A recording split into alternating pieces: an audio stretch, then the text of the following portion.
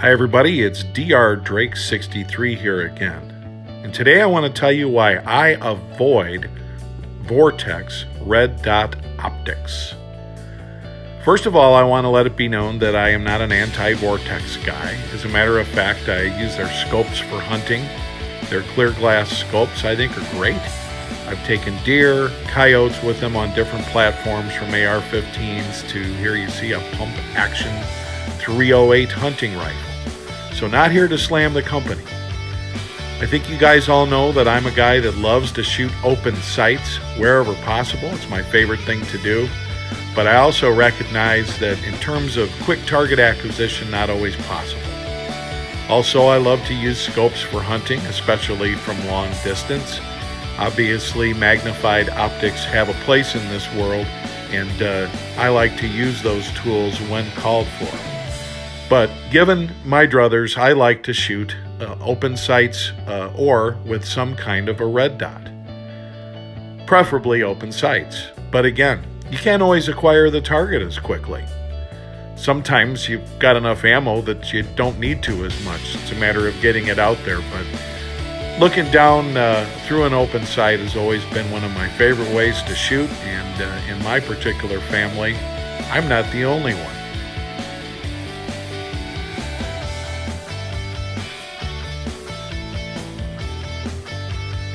So my first experience with Vortex optics weren't necessarily the Spark that you see here, but I'll talk about the Spark a little bit. Here you see both the Spark 1 and 2. First needs to be said is that these suck batteries like crazy. They just don't last. And with my Spark 2, I also noticed that after shooting a lot of rounds, it would blink on and off. That wasn't an issue with the battery. I've also talked to a number of friends of mine who are heavy shooters who experience the same thing. My first ever Vortex optics was a Vortex Strike Fire, which you see here, and I had that same exact issue with the Vortex Strike Fire. I would shoot it, it would blink off, it would blink on. It was not a constant on, and again, it wasn't related to the battery. I called Vortex and they said, hey, we got a lifetime warranty, just send it back and we'll send you a new one. Well, that kind of answer is great from a customer service perspective, but bad from a product perspective.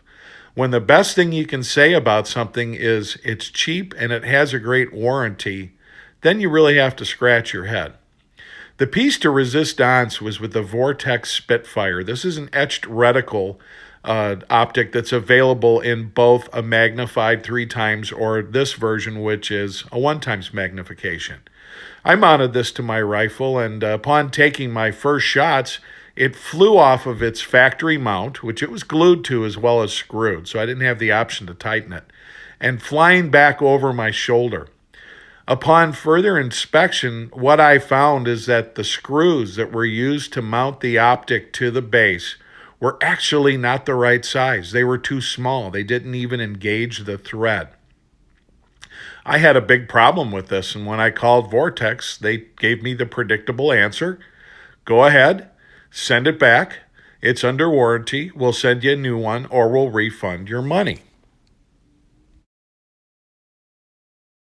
Well, when you're out hunting, or God forbid you need a firearm for self-defense, the answer of, hey, send it back because we have a great warranty doesn't solve the problem. And I'm not a big fan of that kind of approach.